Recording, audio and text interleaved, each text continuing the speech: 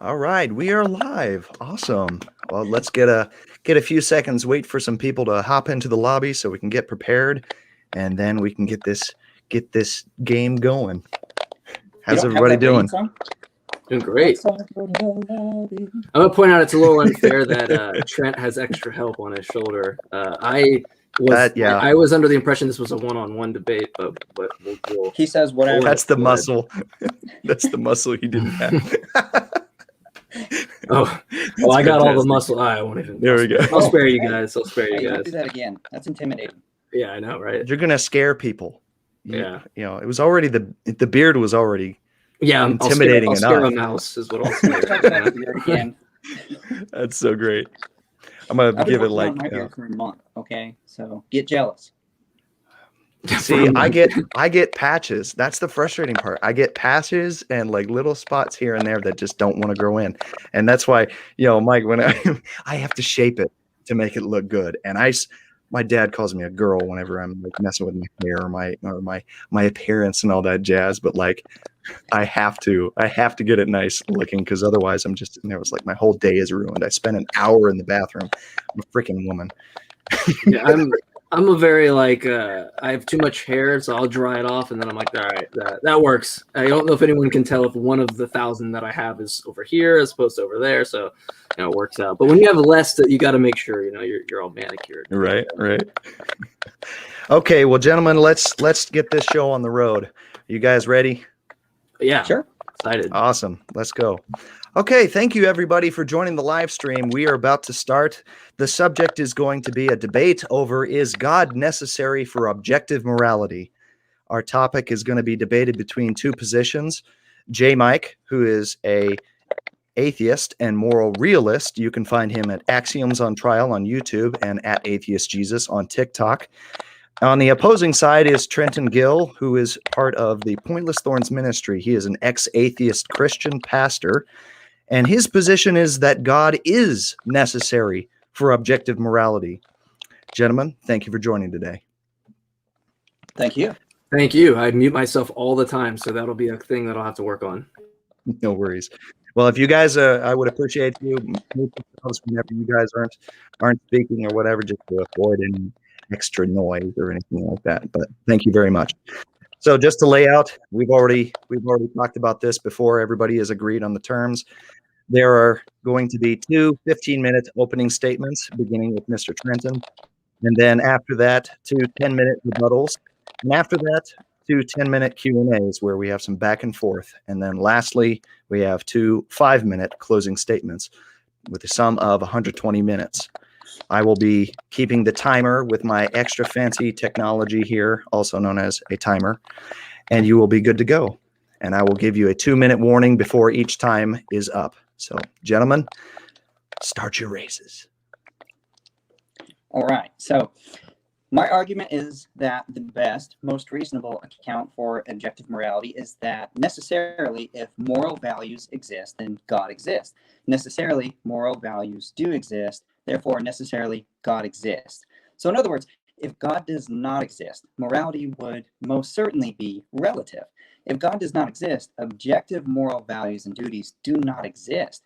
But objective moral values and duties do exist, therefore God exists. So now, some people claim to be moral realists and hold to the belief that morality is objective, yet they proclaim to be atheists. So really, the question we must ask ourselves is this: what is the best account of objective moral values and duties? So I'm going to argue 2 points. One, theism provides a sound foundation for the objectivity of moral values and duties.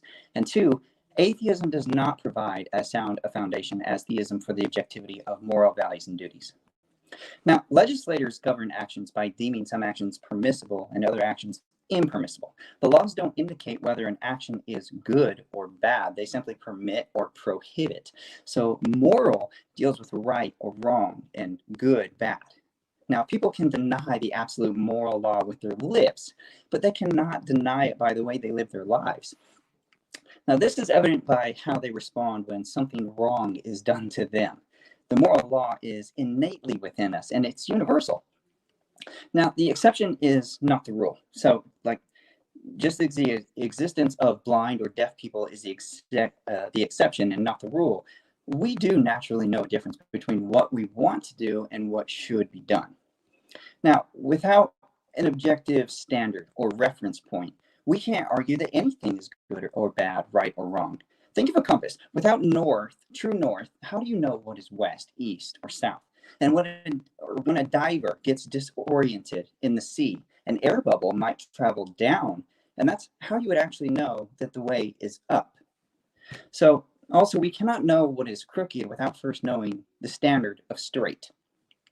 There's always an objective standard or reference point. And this is why atheist Richard Dawkins was actually correct when he said, without God, there would be no evil and no good, nothing but blind, pitiless indifference. However, objective moral values do exist. Even atheist Michael Roos appealed to the absolute moral standard when he said that the man who says it is morally acceptable to rape little children is just as mistaken as the man who says 2 + 2 = 5. Now, culture can't explain away the absolute moral standard. For example, in some cultures, cows are considered to be sacred and are not allowed to be eaten, while in other cultures, cows are considered livestock and people are encouraged to eat them. Now, this appears to be polar opposites in values between cultures, but it's not. In India, cows are considered sacred because of the belief of reincarnation. So cows are believed to possess the souls of deceased loved ones. Therefore, they're not eaten. And in America, well, I'd argue that most people do not consider cows to possess the souls of deceased loved ones, and thus they can be eaten. But in both cases here, like Christians in America, Hindus in India, they hold to the same moral standard that it is wrong to eat a deceased loved one. Oh, and by the way, even a cannibal will argue for his own life and try to convince you not to eat him. But a person, even a scientist, might be able to tell you if an action may hurt someone. However, no mere human is able to tell you what you ought to do something without appealing to the absolute standard of good. Logic cannot obtain ought from mere descriptions of is, that is, of the way things are. Even naturalistic evolution doesn't explain what it's meant to explain because it only accounts for pre-programmed behavior, not moral choices.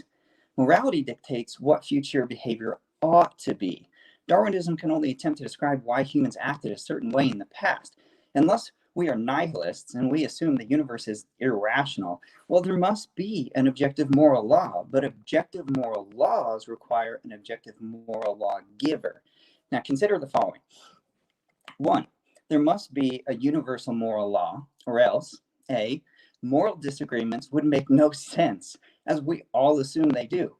B, all moral criticisms would be meaningless. Example, the Nazis are wrong. C, it is unnecessary to keep promises or treaties, as we all assume it is. D, we would not make excuses for breaking the moral law, as we all do. 2, but a universal moral law requires a universal moral law giver, since the source of it, A, gives moral commands, as lawgivers do. B, is interested in our behavior, as moral persons are. 3, further, this universal moral lawgiver must be absolutely good. A, otherwise, all moral effort would be futile in the long run, since we could be sacrificing our lives for what is not ultimately right. B, the source of all good must be absolutely good, since the standard of all good must be completely good. 4, therefore, there must be an absolutely good moral law giver. Now, theism provides a sound foundation for objective moral duties. On a theistic view, objective moral duties are constituted by God's commands. God's moral nature is expressed in relation to us in the form of divine commandments. These constitute our moral obligations. Now, if the moral law were just herd instinct, then instincts would always be right, but they are not. The stronger impulse would always win, but it does not. Neither can moral law be mere social convention, because not everything learned through society is based on social convention. For example, math and logic are not. The same basic moral laws can be found in virtually every society, past and present. Further, judgments about social progress would not be possible if society were the basis of the judgments.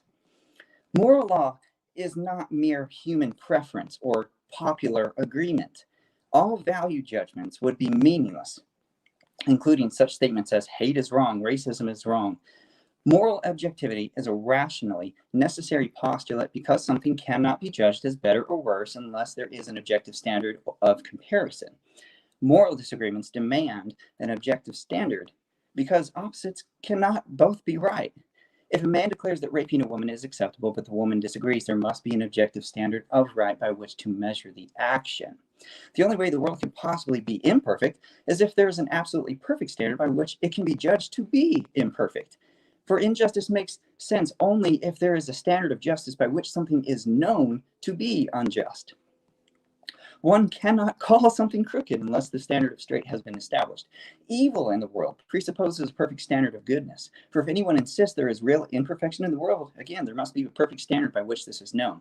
Now, when atheists or secular humanists proclaim that they can be moral or good, they are appealing to the absolute standard of good. Without the absolute moral standard by which all actions are to be compared, good is relative, and any claim to be morally right would be futile. Without the objective moral standard, no real moral disagreements would ever have occurred, each person being right from his or her own moral perspective. No moral judgment would have ever been wrong, each being subjectively right. No ethical question could ever be discussed, there being no objective meaning to any ethical terms. Contradictory views would both be right, since opposites could be equally correct. Now, in conclusion to point one, moral relativism is absolutely absurd and is self-defeating because moral relativism fails to meet its own requirements. There does exist an absolute standard beyond us, and I would argue that is the Creator God. He is the absolute moral standard because objective moral laws require a moral lawgiver and accountability to those objective moral laws. And theism is grounded in God, who is the greatest conceivable being. God's moral nature is expressed to us through divine commandments, which constitutes our moral duties or obligations. But what about point two? So why not atheism? Morality without God is mere materialism without accountability. If there is no ultimate end consequence of a moral choice, what makes it moral? I mean, if you were to steal something and no one sees you and the theft benefits your life, how could it be wrong if it aided in your survival and no one held you accountable for your action? Thus, you would receive no consequence for the theft, only a benefit. So how could it be wrong on a purely naturalistic point of view? Now, if life ends at the grave, it ultimately makes no difference whether you live as a Stalin or Mother Teresa, KKK, or MLK, Martin Luther King. An absolutely perfect moral ideal exists, at least psychologically, in our minds. An absolutely perfect moral law can exist only if there is an absolutely perfect moral mind. Ideas can exist only if there are minds because thoughts depend on thinkers.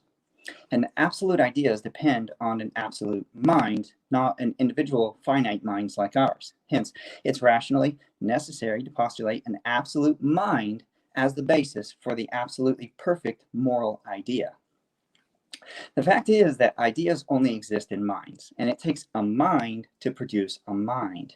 Godless moral realism asserts like a causal connection between physical things and abstract objects. Physical causes are not agents and so act blindly, which makes it unintelligible why they instantiate the right abstract objects. It's rather absurd to postulate a realm of strange abstract moral objects that mysteriously supervene on physical states of affair.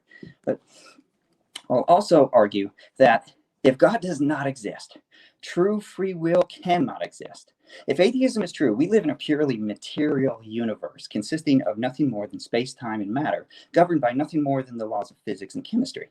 Now, if that's the case, everything in our purely physical universe is determined by prior physical causes. The neurons in your physical brain are firing based on the prior firing of neurons.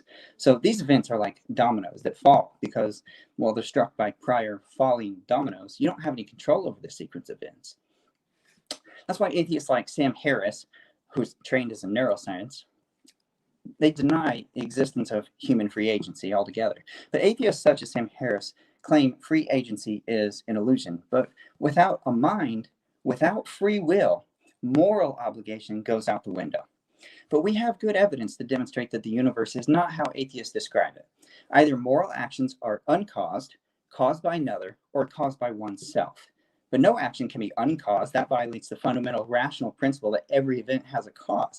Neither can a person's actions be caused by others, for in that case they would not be personal actions, and thus no accountability can be held nor charged. A complete determinist viewpoint is self-defeating, though, because a determinist would insist that both determinists and non-determinists are determined to believe what they believe. However, determinists believe that self-determinists are wrong and they ought to change their view, but ought to change implies freedom of change. It's contrary to determinism. It's a walking contradiction, but God's moral qualities are an essential part of God's nature. A big problem with the position of the godless moral realist is that every moral realist theory must have an explanatory stopping point at which one reaches the ultimate good. So who or what is the absolute standard, the ultimate good for the godless? Well, for the godless, it seems it would have to be self, herd, or social convention. And all three of those are insufficient and they collapse into relativism. The godless moral realist might admit that morality is objective for something like murder, yet he lives as a moral relativist, determining right, wrong, good, bad, either by what he personally 2 believes, minutes. the herd believes, or the social convention. And this is the ultimate problem with godless moral realism. You have no absolute standard by which to abide unless the standard is yourself, herd mentality, or social convention. So who or what is the ultimate good? What is the atheist's explanatory stopping point at which one reaches the ultimate good? Godless moral realism will always collapse into moral relativism, which is absolutely absurd and self-defeating. You may go. All right, thank you, Trenton. He relented his time. He had 1 minute left. J. Mike, you're up to bat. And I You actually got 15 minutes. and I actually unmuted myself, so that's first. First off, I'd like to thank Trent for reaching out and agreeing upon this debate. I greatly respect anyone that's willing to come into these conversations and defend their beliefs. The topic tonight is going to take two competing theories on how we as conscious agents can ground morality objectively. Theists might find themselves convinced that someone who doesn't accept the existence of God can't ground objective morality. Contrary to popular belief in regards to academia, the majority of atheist philosophers are actually moral realists. This point isn't to appeal to consensus as therefore morality is objective and not from God and I win and we can all go home, but rather to point out that theism doesn't hold a monopoly on meta-ethics. Ironically, the major problems within academia are actually in regard to theist implications of morality, not atheist. If you want to see more on this, check the Phil Paper study for that source. But before I dive into those issues, I'd like to defend why I think morality is objective and that atheists, or anyone for that matter, has no issues in grounding it objectively without a God. In fact, I'd argue that these principles already apply to most people without any aid of authority and already goes against their own assumed standard. When we talk about morality, we are discussing a label we give to a gradient of conscious experience based on a moral agent's actions to another. From my epistemological starting point, there is nothing more brute than conscious experience. We are rational agents that possess the ability to gain introspection into another agent's wills, wants, desires, and emotions. The quest for moral discourse must absolutely start here, lest we adopt unnecessary presuppositional baggage. Moral obligations refer to behaviors of individuals, not an abstract notion of goodness. We need not appeal to a cosmological scaled foundation because foundations rooted in a brute experience itself is necessarily entailed first. For example, when we discuss something that is hot or cold, we are discussing descriptors of a gradients of a phenomenological experience. The label comes after the fact of describing said experience. We might say that when I go outside, I feel warmer than my friend does. And my subjective experience obviously doesn't entail that we objectively experience the same body temperature, but it does entail that the gradients of its effects are objectively verifiable amongst conscious agents. This appears that there's no choice about this. It is an objective state of affairs. Regardless of our difference in our qualia experience, we are objectively experiencing the same thing, the effects of temperature on our conscious state. So similarly, in regards to morality, consciousness entails different states of being, something I don't think many would disagree with. And even for the sake of the argument, if we can't define consciousness fully, that doesn't seem to be an issue as we find ourselves in a similar issue with defining something like health. But our lack of rigid definition doesn't now mean that anything goes. There is a clear difference between the experience of someone who is dying in agony versus someone who is jumping around ecstatic because they won a debate on YouTube. So when we look, for example, at the fact that life expectancy has changed and improved over time, it doesn't now prop up health as this vacuous concept, because we clearly will have objective differences in any other claim we make in science. The key here is that certain behaviors will lead to suffering in the world, other behaviors will lead to well-being. What we call moral is what leads up to well-being, and what leads up to suffering is what we call immoral. This isn't a matter of opinion. This is an objective state of phenomenological experience, what it even means to be a conscious agent. We don't have a choice in this standard. It is part of our nature to feel a physical sensation of well-being or suffering. Our lives are the standard.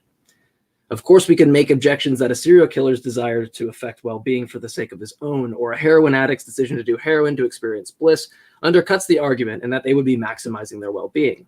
But it isn't relative to say that because someone can think it maximizes their well-being, that it actually does. This isn't even what we mean by well-being in regards to moral obligations in the first place. It's just purely to miss what we understand about psychology in regards to what we call higher order volition or second order desires. Our second order desires are where we actually zoom out and take the time to understand our desires and values themselves. The fact that we seek this psychological continuity furthers the notion about our nature and how we can reflect upon certain actions. Furthermore, we can objectively see the neurophysiological differences that make certain people act out in the manner they do, and how being victims of their own biology doesn't actually seek to improve their well-being. They are physically lacking the physiological structure that allows for the processing of second-order desires that most of us have. Some neurological state that tells someone that they can fly is going to be immediately undercut by the objective fact that physics just disagrees. Similarly, a serial killer that gets out high off their crimes is still objectively affecting the well-being of another conscious agent. The idea that they don't consider it or have the inability to empathize doesn't undercut the victim's objective suffering. I'd be willing to bet that me and Trent both agree consciousness exists. We both agree that there's a nature to consciousness. We probably both agree that beings experience a gradients of well-being and suffering. So it seems to me that if you agree with these premises, I don't see how you could conclude that morality can only exist in the context of God. You are only adding an extra assumption you haven't actually justified exists to take commands from. Worse than that, it appears the same reasons that you're concerned with a suffering in hell or being away from God is the same concept that consciousness has a nature, but morality relates towards a navigation of a state of well-being. The fact that being with or without God entails a cause for concern for your well-being seems to paint a picture that we already applied the standard from the offset. It's inherently problematic to say that the objective morality can or must or even can come from a command or authority. It's inherently subjective. If God says murder is wrong, it's wrong. If it's right, in virtue of the subject's will. Nothing about a command from authority gives us insight to why a moral proposition has truth value. When a teacher, for example, gives a command to its students that you can't use the bathroom during class, it's an agreed upon rule. If that teacher states that it's now okay to hit the student in front of you with your textbook, there's nothing about the command that elucidates on why the command is good. It simply boils down to obedience. So are we really to say that something is good purely because God commands it? Well, then this undermines his nature as a rational being and posits that theological voluntarism is entirely arbitrary. With this standard, anything can become good or bad based on the God's commands. This is by definition inherently subjective, vacuous, and devoid of any meaning or consequential reason. This approach of believing that we should follow God's commands because he knows better than we do is what we call an appeal to epistemic authority, and it is subjective by nature. God in this situation has creative control over what is right or wrong, regardless of what it decides. So the only thing that separates a jihadist from having done a moral thing is the specific source of divine command, and whether or not the source chose one over the other. Hence why a Christian is obligated to say that God was acting morally when he ordered the killing of innocent infants in 1 Samuel 15:3. It just depends on which immoral action we have to bend over backwards to defend. But how about if it's good and therefore God commands it? This distinction here is huge because if we take this horn of the Euthyphro, we are left with a God who has moral standards independent of his will. We are now faced with things in which God is not sovereign over and which he is subject to himself. This subsequently means that if moral standards are independent of the authority, God, we can derive moral standards independent of him. It necessarily entails this. God is not needed. If a sergeant gives a command to a lower ranking officer, it wouldn't follow that the command was justified purely off the arbitrary assessment of the sergeant. There's an independent reason the command was given, and a way without the sergeant in which the task could be achieved. In either horn of the Euthyphro, we are left with a subjective standard that even Trent's God can't follow himself, And we can break this down within propositional logic using modus ponens, the same structure he gave in his argument about objective moral values. Premise 1, if X is objectively wrong, then there are 0 exceptions to the moral dilemma. Premise 2, X is objectively wrong. C, conclusion, there are 0 exceptions to the moral dilemma. And I'd like to point out that if Trent disagrees with premise 1, he's just conceded subjective morality from the offset, and there's no purpose of a debate. But let's look to the Bible. We can clearly see that some moral standards are what they're supposed to be. Let's take murder is wrong. Well, if we look at 1 Samuel 15:3, God is commanding the killing of infants. And in Genesis 6, he actually puts their heads underwater himself. So let's go back to the syllogism. If murder is objectively wrong, then there is 0 exceptions to the moral dilemma. Premise 2, murder is objectively wrong. Conclusion, there is 0 exceptions to the moral dilemma. Well, clearly God is allowed to murder here. So we can't say murder is objectively wrong if we find a single exception. In order for the premises to work for the theist, we have to change the literal meaning of objective and say that it can be an exception for that God can be a exception for moral proposition X. This defeats what we mean by objective. This avoids the actual problem we are discussing.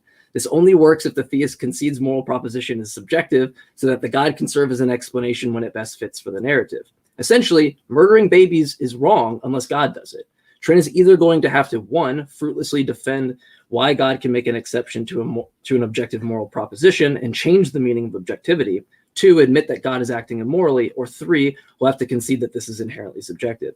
But let's put all of that aside for a second, and let's just give all the toys to the theist and say that God is our objective standard. This now entails slavery was justified in Exodus 21 and Leviticus 25:44. God was acting morally when he killed a man for not impregnating his dead brother's wife in Genesis 38:10. He was acting morally when he sent 2 bears to maul 42 children in 2 Kings 23. Smiting a whole town with hemorrhoids as a punishment for taking to the ark in 1 Samuel 5:6 was apparently necessary and morally justifiable. We can go on, even highlighting the New Testament and Jesus' approval of God's killings in Matthew 24:37, as well as 10:14. And the absurd introduction of eternal torment for finite sins. So finally, when we actually look at the world we find ourselves in, we see no direct connection that Yahweh is needed for deriving any objective moral standard. It's often said that atheists borrow from the Christian worldview, but this couldn't be any more absurd. When we actually look at the standard, we find ourselves not running away from it, but sprinting away from it in the complete opposite direction. We don't hang what we thought were witches anymore. We know that there's nothing wrong with anyone who's gay. We don't stone people, and we don't make excuses to defend slavery. I'll leave that up to you, actually. We seem to already acknowledge our brute phenomenological experience and how this serves as the objective basis for morality. Thank you. All right. Thank you, J. Mike, for your position. You left yourself open with 3.5 minutes. So at this time, we're going to turn to the 2 10-minute rebuttals. Trenton, you have the floor. Alrighty. So, Mike, you are obviously an intelligent man. That much is evident. But to me, you just did a whole lot of intellectual double talk. You're a smuggler. That's what you are. So you're smuggling in human flourishing as if it is a good thing. But you don't present sufficient evidence as to what makes that action right or wrong. Why would human flourishing be a good thing? On the atheistic worldview, humans, they're just accidental byproducts of nature, which have evolved relatively recently on an infinitesimal speck of dust called the planet Earth, and we're doomed to perish individually and collectively in a relatively short time. On atheism, it's hard to see why human well-being is good any more than insect well-being or rodent well-being.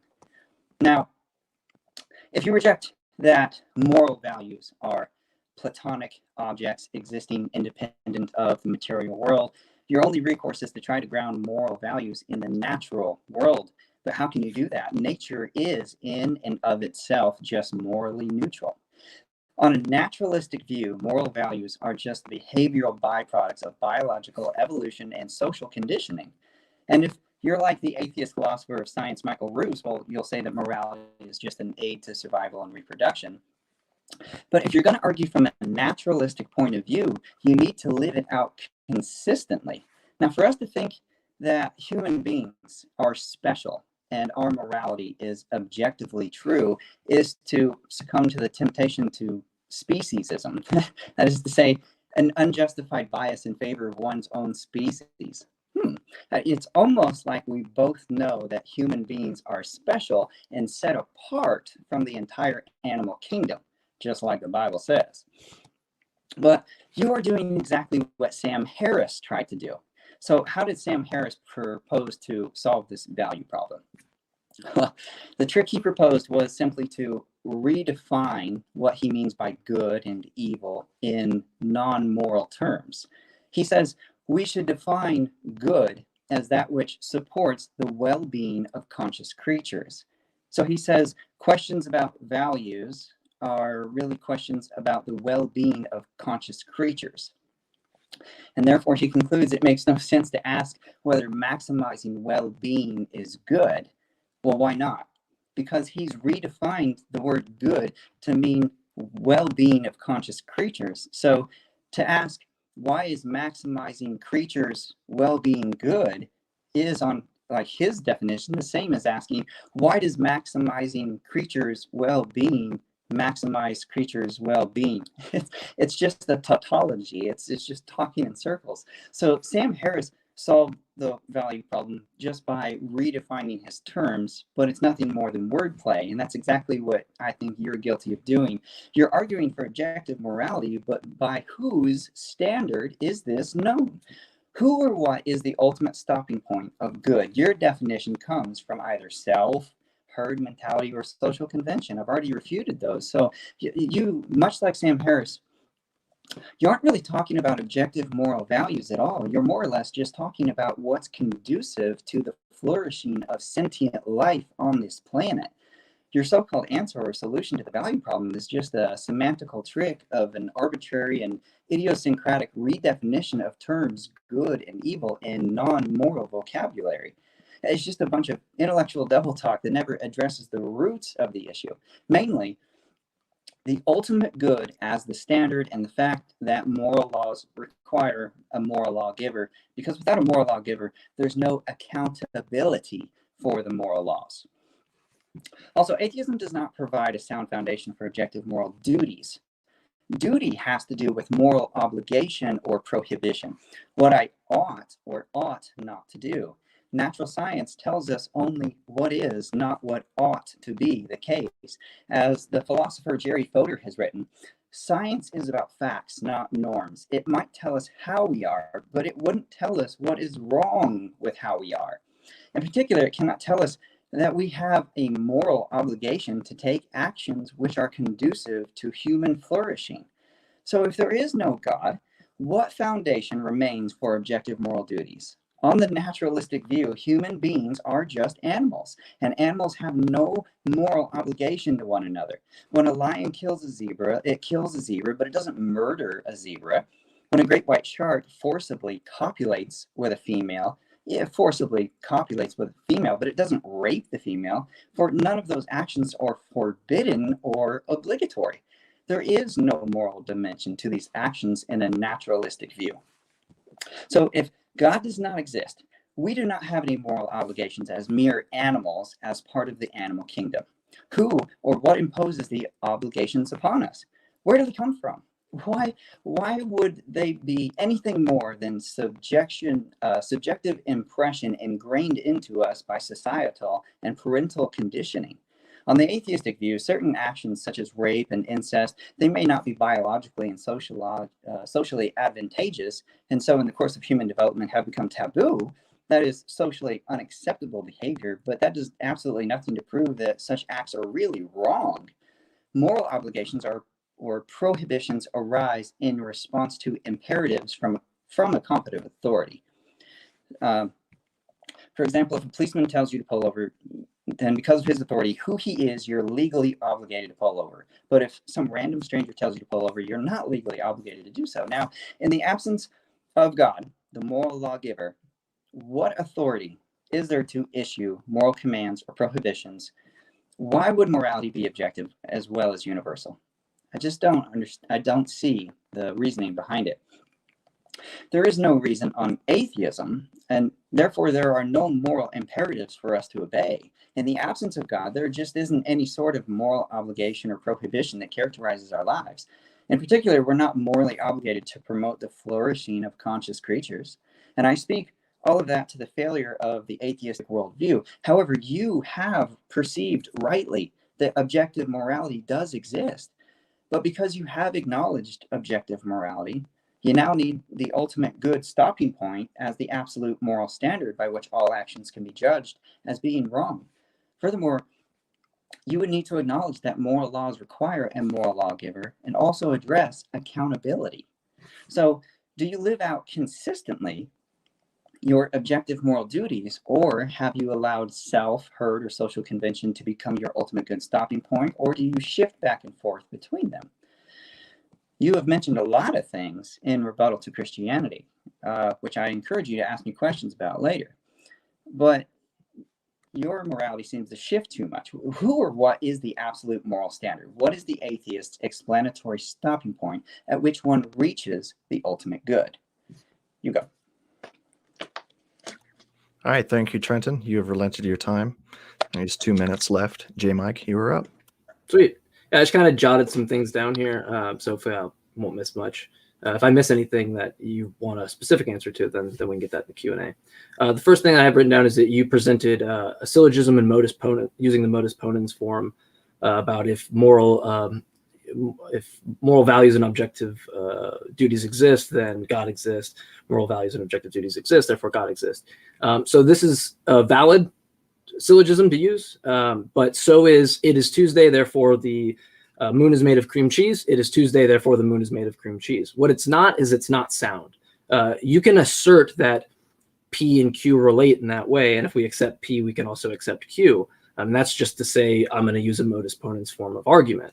But what you failed to do is actually substantiate what's important there, which is the contents of the argument. That is to say that if objective morality exists, that we accept its antecedent, which would be we would accept its consequent, which would be to say that God exists. That's not the case because there are majority of people reject that premise in just the sense of that majority of philosophers are moral realists and atheists. So I don't see how that's a sound premise when people reject that. You would have to actually substantiate that to show that the premise is sound in the first place. You said some people claim to be moral realist. What's the best account for moral realism? There's tons of accounts for moral realism. The problems of moral philosophy haven't been solved. This isn't something that people can just go, yeah, we figured this out. This is a tough issue. You cited the is-ought gap. There is something to be said about a descriptive state of affairs and how you describe normative claims out of them. But you don't solve that issue by positing a God. It's just a middleman. Why ought I care about what an authority says? I mean, you still can't derive the same oughts from the is statements that you profess I have a problem with. So there's not an issue there. The thing is that I would say is that my life is the standard. That is the brute fact, which is why I made a point in my opening statement to say that the phenomenological experience that we have is the brute fact. It comes first. So that should be the standard. It shouldn't be the standard to appeal to an even greater mystery about the morality mystery that we have. That wouldn't make any logical sense. It would make more sense to start with an axiom that is self-evident, that being conscious experience. You say that theism provides a solid foundation for theism for the objective standards of morality. That laws simply prohibit behaviors. And you went to say that with a lawgiver or with a law, there must be a lawgiver. No, that's not the case at all. That's like saying if there's a requirement, there must be a requirer. No, there are things that we require to do. If I want to live, I'm required to eat and drink. That is just the state of affairs. I have to do that. There's a similar is-ought gap that I'm bridging when it comes to the value of life being the standard in the first place. What it means to even have values, or what it means to even have normative claims in the first place, is predicated on the brute fact of your experience. You then go on to say that we can deny the moral law with our lips, but not by action. You say that it's innate within us. Off the top of my head, I think you're citing Romans 2:15.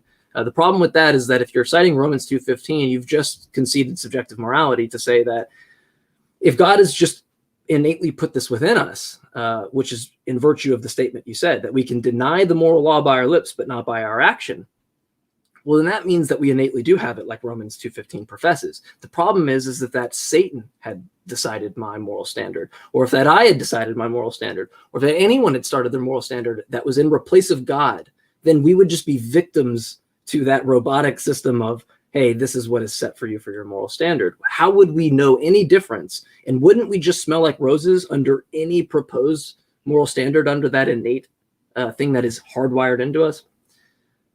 You went on to say values in other cultures about the cows thing. All that did was show that doxastic belief doesn't entail objective moral principles. We just went over the Izot. You went on to contradict your Izot distinction by sneaking in an assumption that we ought to listen to laws and that it requires a lawgiver. A requirement doesn't necessitate a require. I already went over that. The example I give here that I had off the top of my head during your statement was there are plenty of requirements that you must follow to survive. For example, don't eat rat poison. You said society is the basis. You said if society is the basis, this conflates what we mean about. Oh, I'm sorry, I'm reading this wrong. You said that if society is the basis, that will ultimately result into it being relative. But this isn't a position I take. This conflates what I mean about a phenomenological experience. Like this is what it means in phenomenology to have a gradience of experience that is shared objectively and verifiably amongst other conscious agents. So that isn't about the society as a whole deciding. This is about what it means to even be a conscious creature that has no choice in feeling physical sensations of well-being or pain. Like I said to you, your ability to want to be with God, or your desire to or your fear to not want to be without God, is stemmed from the brute fact of you wanting to maximize well-being or minimize it for suffering. God doesn't come first there. God comes after the fact. The root of why you think that's the case stems from your phenomenological experience, which is why in my opening statement I said people already contradict their own assumed standard, because the standard that I apply in phenomenological experience necessarily comes first. You went on about abstract moral laws. I'm a nominalist, so I deny abstract objects, so that's not relevant to my position. You then went about moral responsibility and determinism. I'm more aligned probably in a compatibilist sense, but I would take the burden of proof for a determinist because I don't think it's a problem for a determinist either. If a governor makes legislation that results in 10,000 people's deaths, it doesn't matter that his volition was to help as opposed to having the result of 10,000 people die. He is still morally responsible, even if his volition was otherwise. So it doesn't matter if someone is determined to do X, we still have to take accountability for that. We have pragmatic limitations, right? Like I'm going to say that I don't think putting people in a locked cage is the best moral option, but it probably is the more justified option given the pragmatic limitations we have. We can't obviously, zap it out of their brain. If we could do that, that's what we would do. You went on to say why would we care about insects or lions or things like that? Well, first off, we have examples of altruism with organisms that do actually show this and how it is beneficial to their survival and the group in that sense. But it's also, that's not the profound sense. It's special to say that we can reflect on these. I think that is a great thing. It's a non sequitur for you to say that, therefore, the Bible or the God is true, because multiple religions say that. Multiple naturalist positions make that statement. So there's just a non sequitur to and special pleading to say that it fits yours specifically. But a lion doesn't act. A lion doesn't have the second order. This is why I mentioned this in the opening statement. They don't have higher order volition or second order desires. They can't understand that what they did was murder, right? We do understand that. So the reason why when we kill an animal, why that is immoral, why I would agree with vegans, even though I'm not one, and I would acknowledge I acted morally when I eat chicken sandwiches. The reason why I acknowledge that is because they lack that ability to think that. But I do have that introspection. I do have that ability. I have the ability to process that they feel pain and suffering. So I am obligated under the predication of that I abide by that, because it would be inconsistent to go against a phenomenological experience of another, but side with my own.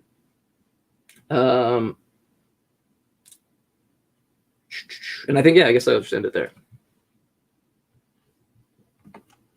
Thank you, J. Mike. That was, you have 2 minutes left. You're relenting that. At this time, we're going into the 10-minute Q&A, where we will have 2 10-minute back and forths. I'll just leave both of you guys' mics open. And Trenton, do you happen to have a microphone for yours? We're hearing a lot of pop on your end.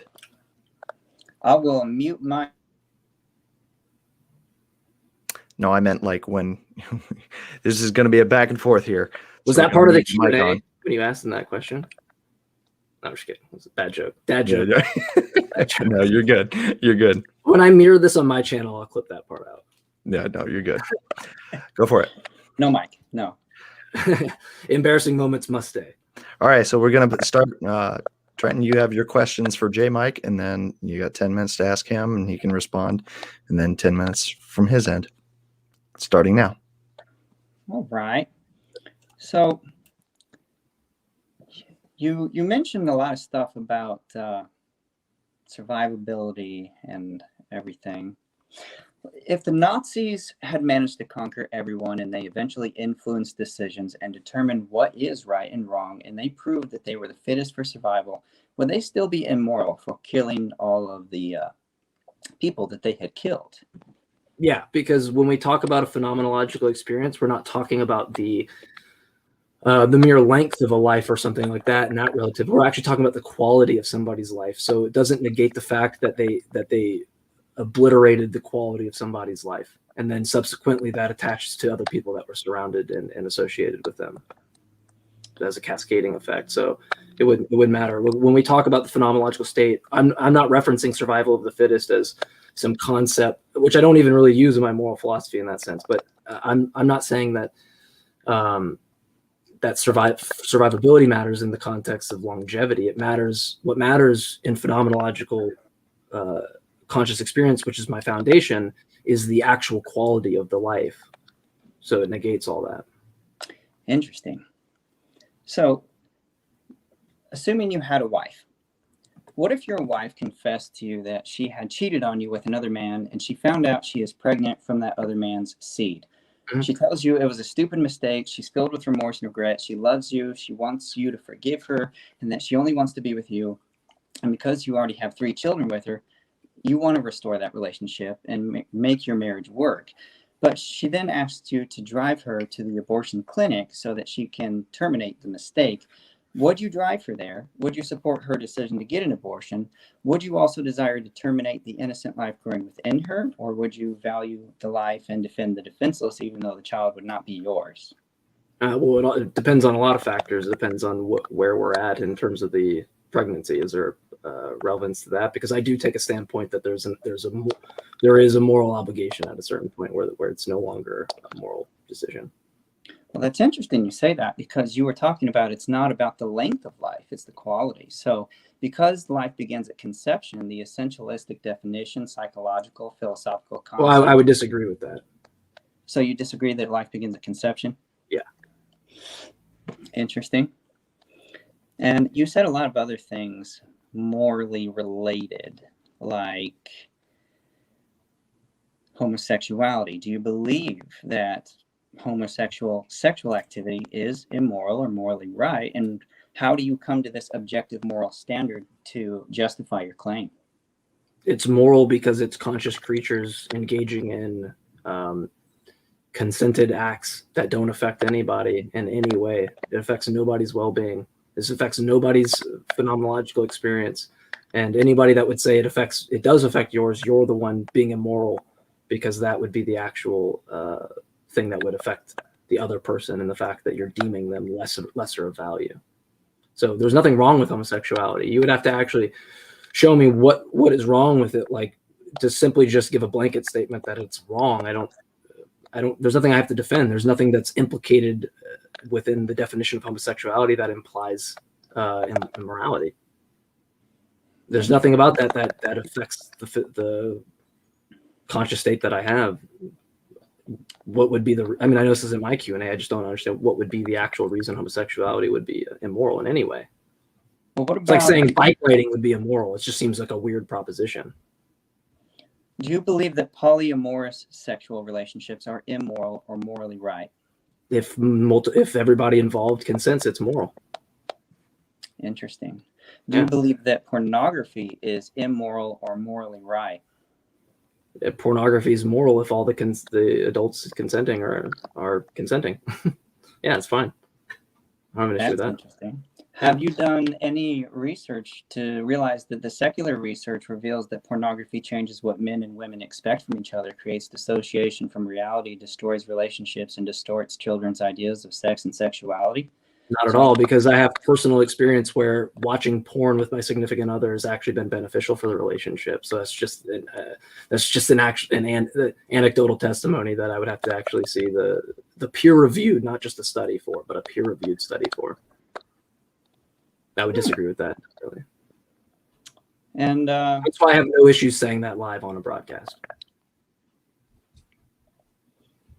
so if you were homeless and hungry and on the verge of starving to death, yet you saw an opportunity to steal food from someone who had a lot of food in a picnic area at a park, someone who would not notice anything missing, and you knew you could get away with stealing that food without being held accountable and receiving a negative penalty, would you steal it so that you could eat and live?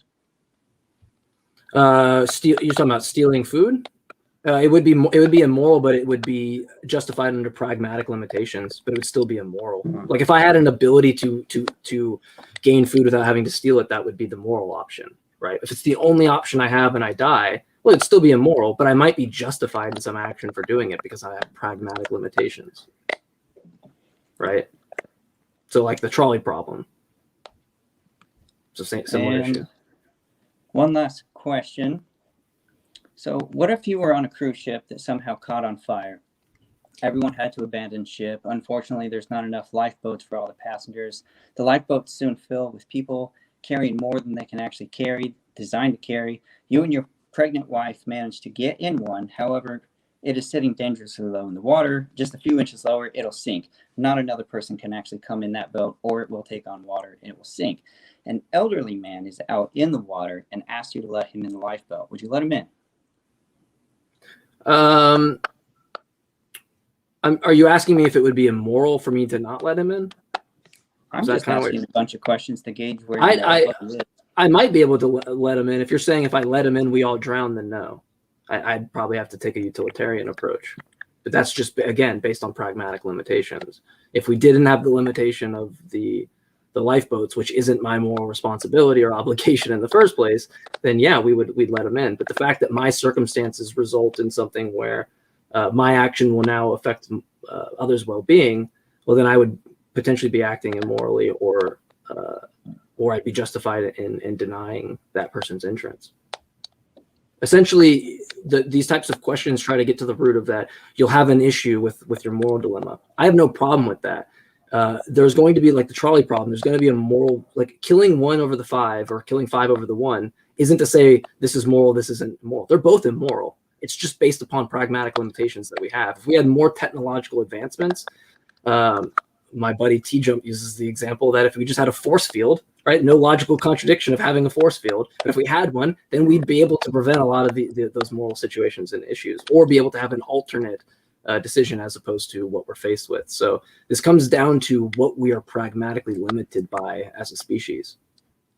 So are we dealing in hypothetics or realistics? No, I gave you realistic. I wouldn't let them on, but it would still be probably immoral depending on how we look at it. But you know, that's just based. There's going to be situations in where I can't be 2 minutes. Moral, right? I'm going to have to take a situation which is based on that pragmatic limitation. Well, my final question is: see, it seems that your moral choices are just all over the place on what you would or would not do. So where are you basing this from? What is your ultimate stopping point of good? What's your ultimate reference point of good? What's your absolute moral standard?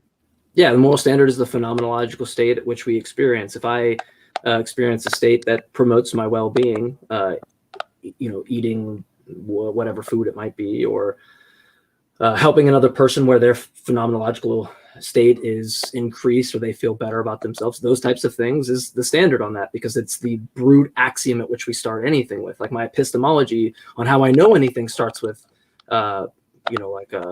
Rene Descartes' cogito, right? It starts with the fact that we have some axiomatic experience of thought or processing. So it starts with that brute fact and being consistent with, if this was to affect my phenomenological state, I wouldn't like that. It probably wouldn't be beneficial for me. And so you would just consistently apply that value. Someone could say, well, why ought I do that? They could cite Hume's guillotine, right? They could do that. But I'm just going to say that the standard is the life, the phenomenological experience. If you want to do this, the oughts are going to just naturally come out from the is statements. You might say that I'm sneaking in a premise or whatever. That's an issue for everybody's moral position. Even when you cite God, why ought I care about God? Everybody has Hume's guillotine that they have to overcome. But I will say that the standard is the life, and everything follows. It's consistent. I relent. I relent my time. Oh, All I right. thought he was going to ask me questions, the guy on your shoulder, but he's silent. So Yeah, that's okay. He's the muscle. Anyway, we switch sides. Okay, J Mike, go for it. Your time starts now. okay, cool. So let me scroll up. I had some questions for you. Apologize. I'm way in my document right now. Okay. If all religions were suddenly proven wrong all at once, would you personally believe it to be true that now rape is okay, stealing's okay, murder's okay? Is the only thing that's keeping you from doing these things fear of God? That seems like a double-edged sword question right there, because without God, there would be no objective moral standards. Everything would be relative. It seems to However, beg the there question, are though. objective moral standards. And it's just more hypothetical stuff. So how can all religions be proven all at once that to be false?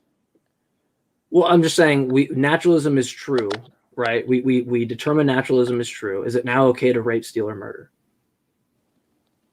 In the naturalistic, yes, all of that stuff is permissible because moral relativism would be true.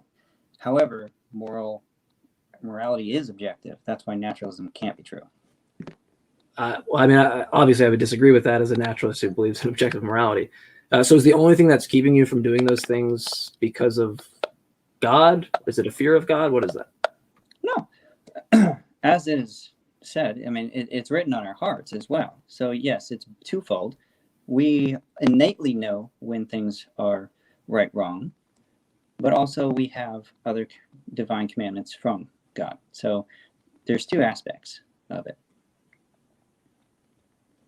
Okay, so if you're citing what you said is on our heart, that's a quote from Romans 2:15. So if we're citing Romans 2:15, then what is it that how could you tell the difference if Satan was the standard that set the standard as opposed to God, if it's innately in your heart and you have to experience that after the fact? Wouldn't you smell like roses for your moral standard regardless of who put it, because you are ingrained into that way of thinking, that as per Romans 2:15? Well, assuming Satan. So would Satan be the necessary being? And if he's the necessary being, he would also be the absolutely good moral standard. Well, no, this is from the thought experiment of if X is the what gives you the innate moral outlook that you have really no choice over, or what is in you, like you said, with that you can confess it with your lips but not by your actions.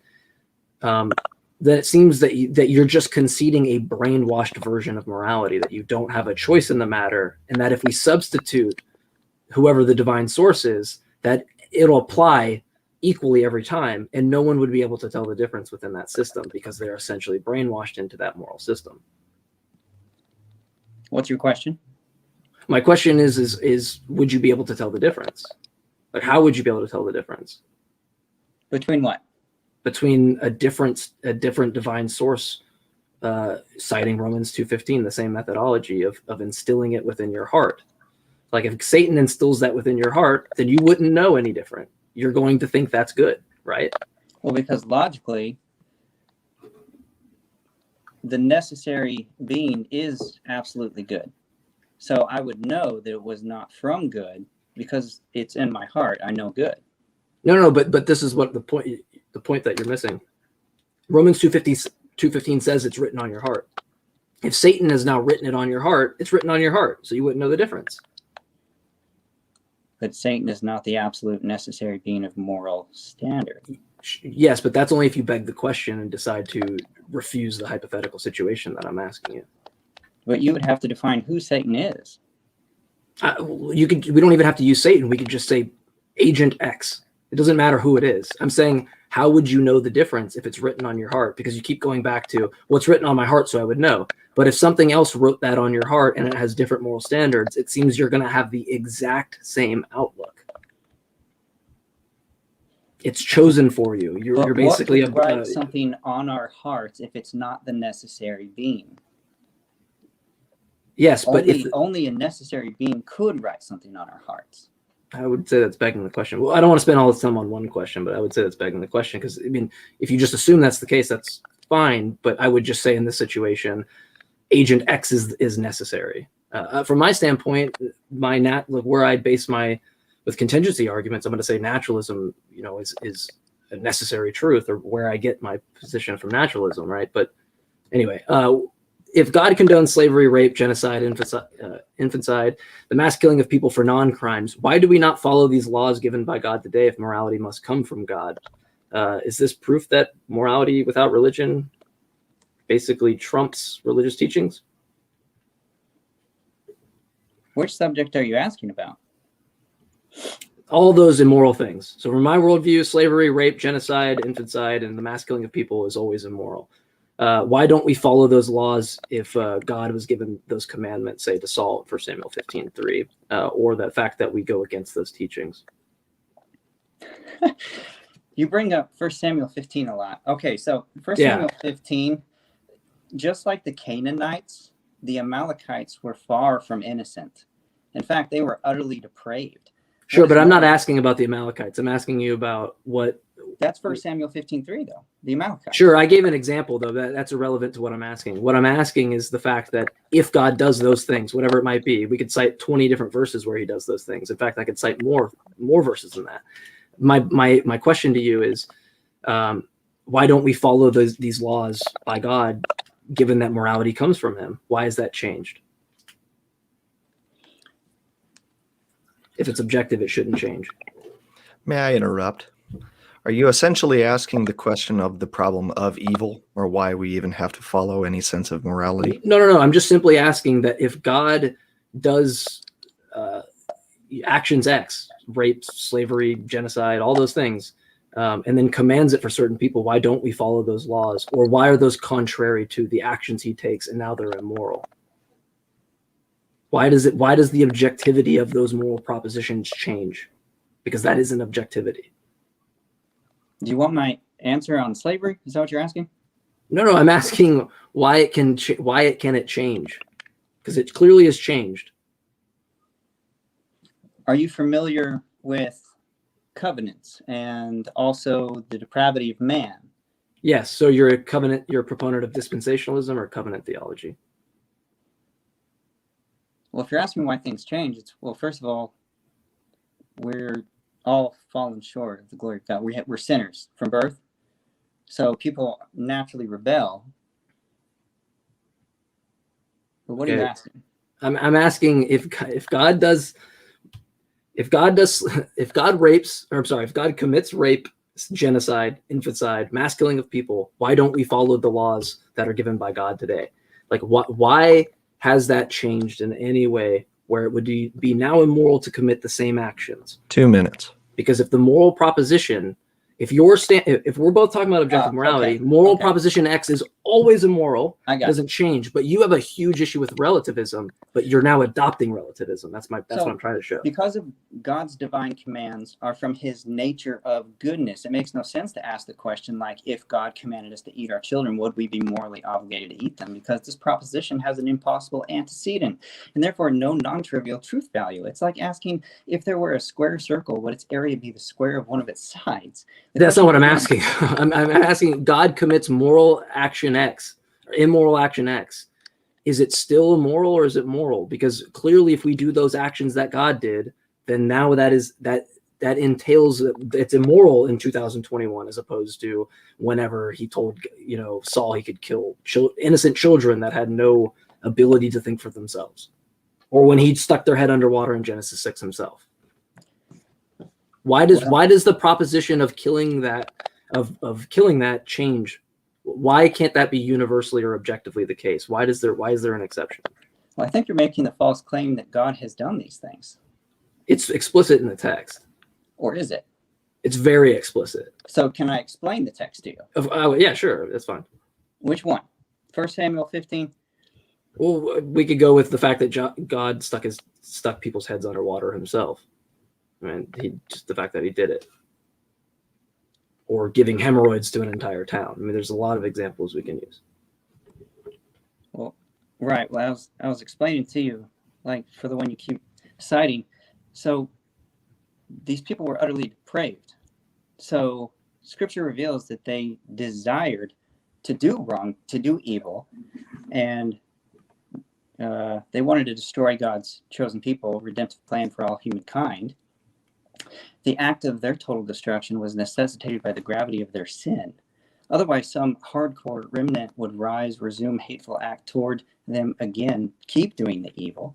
But as the objection regarding to innocent children, several observations are relevant, right? So, like, first, we're all born into sin. We all deserve death. If we're animals, especially. But if Christianity is true, then people don't actually die. They merely change location. So you're going to have to tell me why it's immoral for God to change location of his creation. It's not about changing location. It's about that if moral Your propositions. time is up. I apologize for interrupting. We have 5-minute closing statements. Maybe we Hot can do dogs or some more hamburgers? questions. We can do some more questions another time. But at the last time, we have 2 5-minute closing statements with Trenton. Okay. Well, my closing statement. I would say, in closing, I believe it's evident that Mike not only failed to knock down my argument that God, the moral lawgiver, is necessary for objective moral values and duties, but he also failed to provide sufficient reason as to why objective morality even exists within atheism. I believe that Mike failed to provide sufficient reasoning for 3 important reasons. Necessities of objective morality. 1, the basis of objective moral values on atheism, in particular, what is the basis for intrinsic value for human beings when all life is limited and ultimately amounts to nothing? 2, what is the source of objective moral duties on atheism? What makes certain acts obligatory or forbidden if there is no moral lawgiver to command or prohibit them? And 3, to explain how on atheism moral accountability exists, or alternatively, why accountability is not necessary to morality. But Mike has even attempted to turn the table and claim that God is immoral, yet he has no moral foundation for saying that Christian beliefs are morally execrable because he has no ultimate good stopping point for basing such a judgment.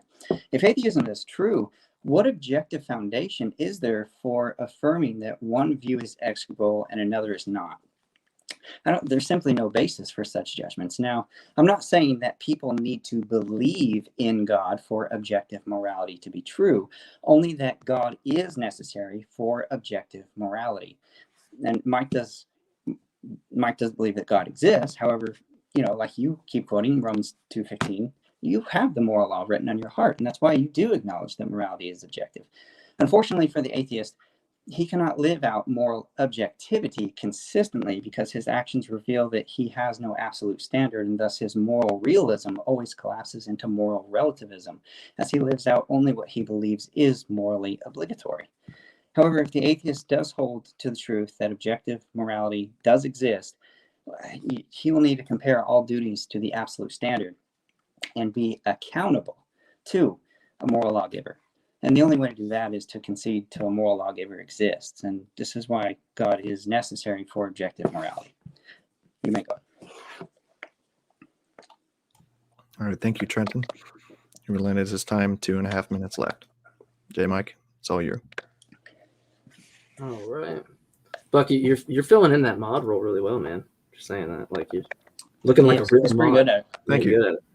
Anyway. So from my perspective, I laying down my foundation was pretty clear. I probably said, if you go back to the opening statement, phenomenological conscious experience like 30 times. So I gave the standard and what it means to have the gradients of a conscious experience over time, that it's objectively verifiable. We prefer things over not preferring other things. This isn't just to say I want to get high and therefore pleasure. It's not what we mean by a phenomenological status of experience. But when we go into how Trent grounds his, he starts with mind. The issue here is that everybody uses this exact principle because it is a brute fact of our phenomenological experience. This is where we start with. For you to posit any idea that we ought to listen to God or anything like that adds more assumptions than that somebody would say towards my is-ought gap. For you to say that you desire the well-being, or I'm sorry, you desire a eternity with God, and you don't want, or you reject an eternity away from God, is predicated among the fact that you have the conscious experience. It is rooted and stemmed from that. We both agree that there's a nature to consciousness. We both agree consciousness exists. We both agree that there's a gradients that we can feel within conscious experience.